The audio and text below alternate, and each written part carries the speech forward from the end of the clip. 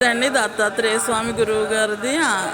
So ఇది తాబేలు ఇదే ఔదొమ్మ వృక్షం అనగా మేడి చెట్టు. మన సనాతన ధర్మంలో కల్పవృక్షమైన ఏకైక ఇది ఒక వృక్షం.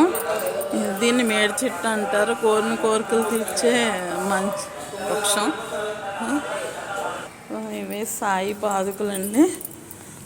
ఇప్పుడు ఉంటుంది చూడు.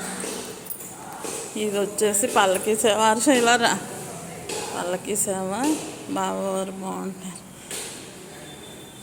ఇప్పుడు ఉంది అసలు చూపిస్తాను. ఇవన్నీ ఇవి సీతారాముల ప్రతిమలు కళ్యాణం చేసినప్పుడు పెడతారు. ఇది కూడా సాయే. ఇది ధర్మహుండి. చూడండి అచ్చం మనిషిలా కూర్చుంటారు ఇక్కడ బాబా గారు. చూడడానికి 2 కళ్ళు సరిపోవు.